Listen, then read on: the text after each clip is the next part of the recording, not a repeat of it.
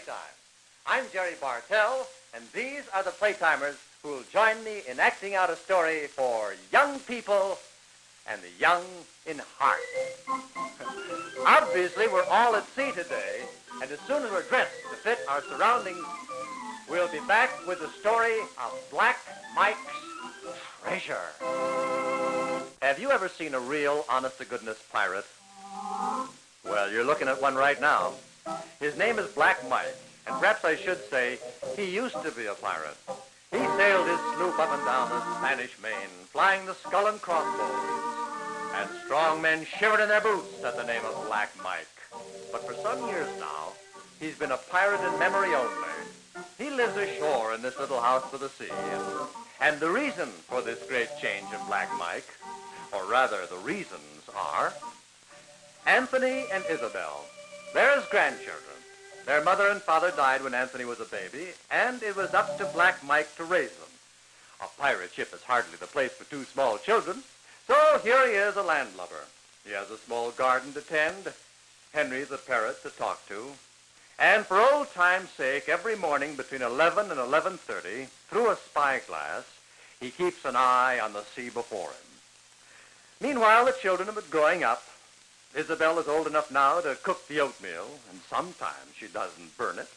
And she's very serious about her responsibility of seeing that Grandpa takes his tonic. He minds her fairly well. Gah. Poof. Now, something in there. Can't see any better than a cross-eyed monkey. This is a new spyglass. He just bought it yesterday at a second-hand store, and he's beginning to think he got a bad bargain. Well, I'll be a pickled seahorse. Look at this. A treasure map. Black Mike is reminded of all he's almost forgotten in his many years ashore. The roll of the deck beneath his feet, the sting of salt spray in his face. Ah, there's a life for a man. The wild, free life of a pirate. By Neptune, Anthony and Isabel aren't babies anymore. It's high time they learn something about ships and navigation. This is a chance of a lifetime. Yes, sir. He'll go after that buried treasure and take the children along. It's certainly all right with them. Is that all right with you too, Henry? Huh? Black Mike took all his savings from under the mattress and went out to buy a sailing ship, complete with a barrel of oatmeal. Isabel and Anthony were quite excited about the voyage. Nothing so wonderful had ever happened to them before. The young man who waited on them was a pleasant fellow with a compass pinned on his breast pocket. So Black Mike showed him the map, or at least a corner of it, and invited him to come along on the journey as first mate. Are you with us? Hey, and here's to a fair voyage. Anthony was as convinced as Black Mike that they'd find buried treasure. But Isabel, being just the right age to know everything, knew better. Hidden pirate treasure existed only in storybooks, she was sure. But she hated to have Grandpa disappointed, so she and Theodore arranged to take on board the ship secretly a could-be pirate chest stuffed with could-be pirate loot, some tarnished plates and goblets that might have been gold or silver, some jewelry that had seen better days, and, for good measure, a single old gold coin Theodore had been saving for good luck. That done, they were ready to set out to sea.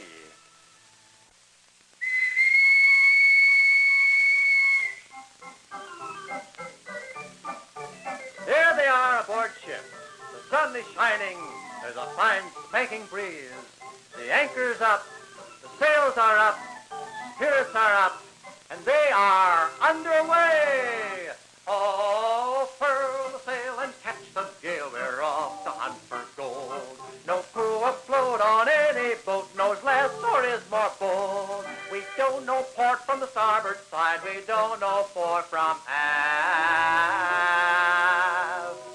As sailors, we're unqualified. We couldn't sail a raft. And if you think it queer that we should face the sea so chipper, remember there's no saltier salt than old Black Mike, our skipper. What's this? with Black Mike? I hate to admit it, but after all these years ashore, Black Mike seems to have lost his sea legs. The least roll and toss, and Black Mike is seasick. It's up to the rest of the crew now to get the ship where it's going. Fortunately, Anthony and Isabel take well to the sea, and Isabel is taking well to Theodore, so everybody's happy except Black Mike. With the skipper sick in his bunk below and Anthony busy with his duties as cabin boy, second mate, and chief bottle washer, Theodore and Isabel are able to work out the scheme they'll follow when they reach the island. During the night, they'll secretly take ashore the chest they brought from home and bury it in the spot marked X on the map. Black Mike will find it in the morning and won't have to go home empty-handed. His last fling as a pirate will be a success.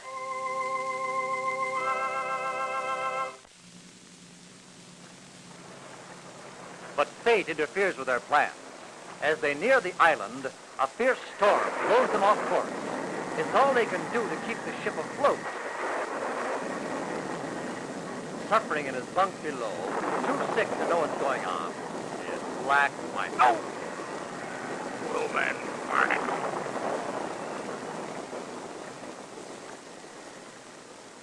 When the storm dies down at sunset, they're in the shelter of a small lagoon on the leeward side of an island.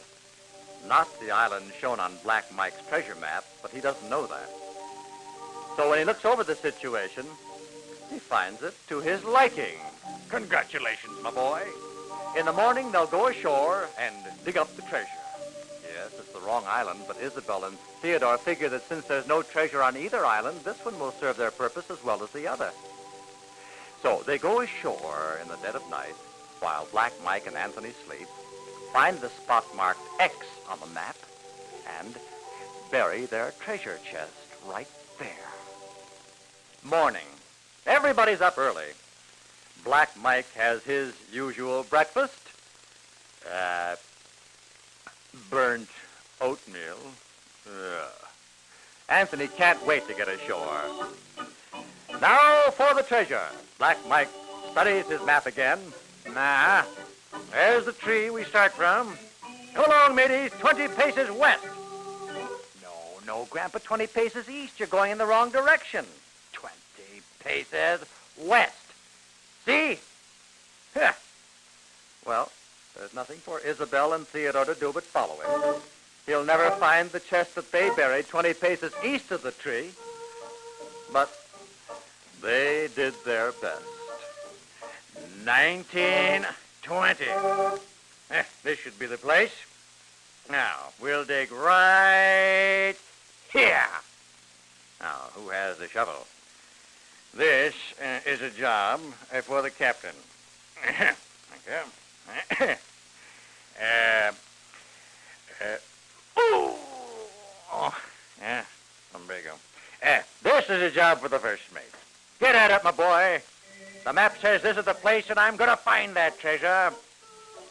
Oh, the shovel struck something. Suddenly, Theodore's aching back doesn't ache anymore. Is it really hidden pirate treasure? What? They're not even on the right island. This can't be.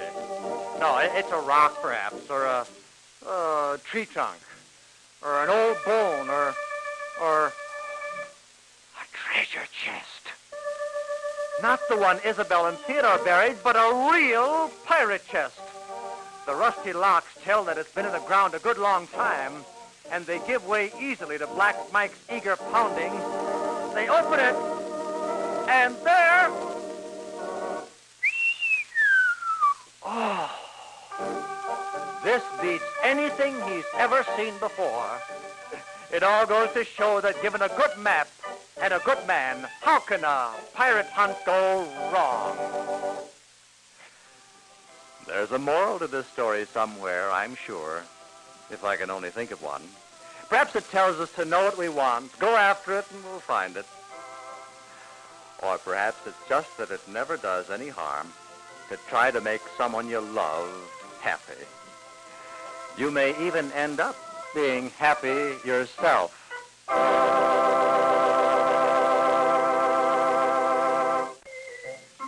And that's the story of Black Mike's Treasure. Jingle played the part of Anthony. Gay was Isabel. Candy was Theodore. Black Mike and the storyteller were yours truly, Jerry Bartell. All of us will be back another day when it's playtime with another story. Till then, happy sailing, mates.